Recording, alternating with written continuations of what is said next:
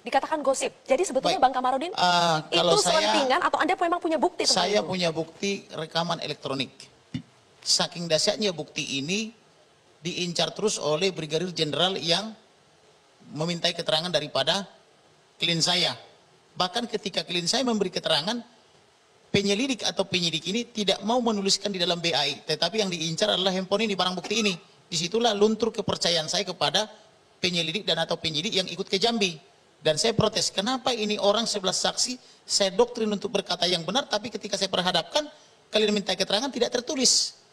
Lalu si Brigadir Jenderal mengatakan, oh ya bang, kami sudah tahu, bahkan buktinya sudah kami ambil secara screenshot dan sudah kami kirim ke Jakarta. Ini buktinya, ditunjukkan sama saya di handphonenya sudah dikirim ke Jakarta, tapi kenapa tak tertuang dalam BAI?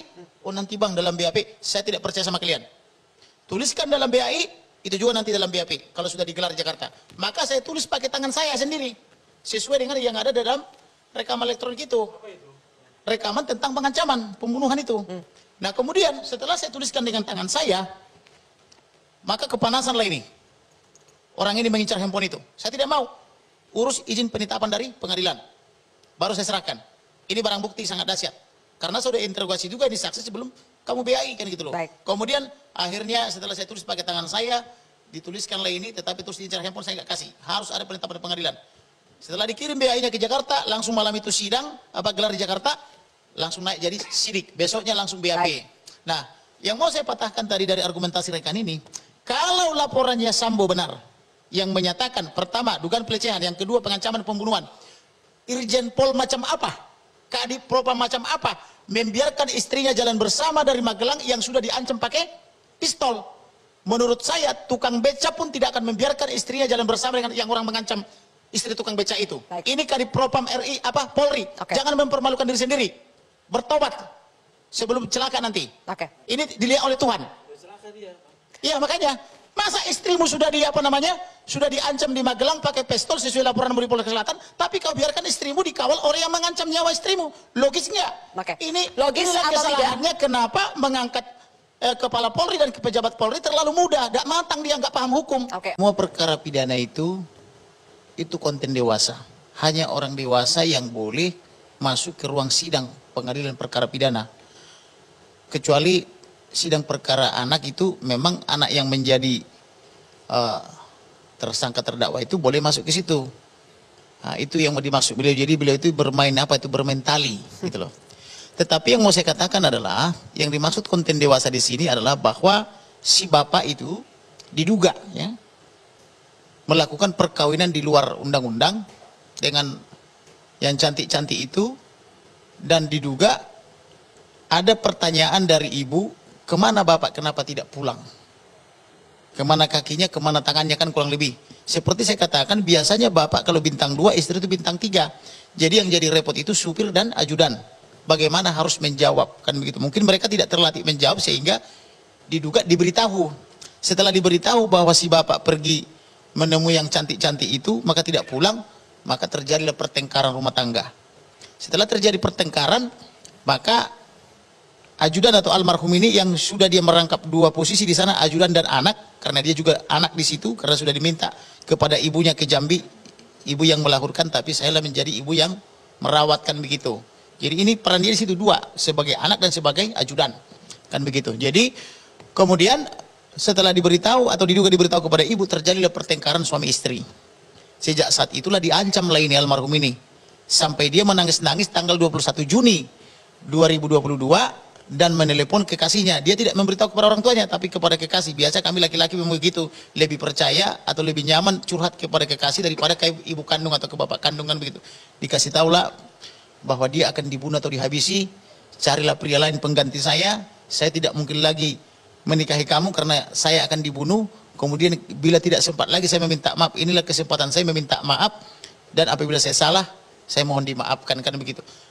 Si sang kekasih yang tidak biasa mendengar curahan hati seperti itu bertanya, yang sakitnya kau bang? Katanya kan begitu. Dan itu terikot semua itu di dalam dokumen elektronik. Dia bilang tidak sakit, tetapi karena dia nangis terseduh-seduh saking takutnya, si kekasih pun ikut nangis juga, dan itu terekam dalam screenshot itu. Kemudian berlanjut lagi kepada tanggal 7. Sebelum tanggal 7 Juli 2022, mereka tanggal 1 itu dalam arti si bapak dan ibu itu mengundang adiknya yang anggota Polri. Diberi hadiah, uang 5 juta. Diberi dompet merek Pedro. Dan dijanjikan diurus kepindahannya ke Polda Jambi supaya dekat dengan ibunya. Itu untuk adik yang bontot, yang juga polisi berdinas di Yanma. Itu sebelum kematian Yosua? Sebelum kematian. Itu sebelum berangkat mereka ke Magelang itu. Itu tanggal 1. Tanggal 2 berangkat mereka bersama-sama ke Magelang. Di Magelang terjadi lagi keributan rumah tangga antara si bapak dan si ibu, diduga bertengkar lagi sampai ada nangis-nangis. Karena kenapa? Di sana diduga si wanita cantik ini mengadu ke si bapak bahwa dia akan mundur dari instansinya, instansi tempat si cantik bekerja. Nah, sehingga membuat si bapak ini emosional. Nah, terjadilah di situ pertengkaran, ada yang nangis-nangis. Kemudian karena terjadi pertengkaran, si bapak pergi pulang duluan, tidak bersama-sama lagi baliknya. Dia pulang diduga naik pesawat dengan ajudan yang diduga selama ini sering menghasut. Itu inisial D. Nah, kemudian di tanggal 8, di tanggal 7 masih dia mendapatkan ancaman apabila naik ke atas. Ini saya underline ya, apabila naik ke atas, maka Brigadir Nopiansa Joshua Huta Barat akan dihabisi atau dibunuh. Nah, dia telepon lagi kepada kekasih bahwa saya akan dibunuh apabila naik ke atas. Cuman kekasihnya ini tidak bertanya apa yang dimaksud dengan naik ke atas ini. Kan begitu. Besoknya tanggal 8 mereka balik. Ketika mereka balik nyampe di Jakarta, tahu-tahu sudah menunggu si bapak di rumah. Padahal harusnya dia di kantor, ini jam kantor toh. Harusnya dia sebagai kadif propam ada di kantor, ternyata sudah menunggu di rumah. Nah, setelah ditunggu di rumah, ini beres-beres semua barang-barang dimasukkan ke dalam rumah, kemudian diduga disiksa lah ini, disuksa ya, dipatah-patahin jari-jarinya, kakinya, tangannya, kemudian bahunya diduga dihajar itu entah pakai apa jadi luka menganga, kemudian ditembak dari sini tembus ke bibir bawah, ditembak dari belakang tembus ke hidung depan, ditembak dadanya lurus ke belakang. Kemudian ada luka di sini di lipatan kaki ini sampai ada rembesan darah. Kemudian di kaki sini, kemudian di kaki sini, kemudian di bahu kanan kiri semua banyak kali luka. Padahal menurut penerangan Karopenmas Polri dia hanya ditembak 5 kali kena 4. Kenapa lukanya melebihi 10? Oke. Nah, itulah kira-kira makanya begitu saya dengar ini dari ibunya tentang mereka juga diserahkan mayat tak boleh dibuka.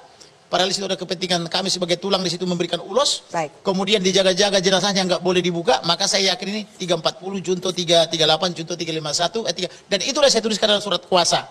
Maka maka walaupun 5 lembaga waktu itu menentang saya, itu Polri, Kompolnas, Komnas Perempuan dan LPSK, saya yakin dengan pendirian saya dan naluri saya sebagai yang juga punya kemampuan menyelidiki dan menyidik, maka saya tetap bertahan di 340 dan terjadi.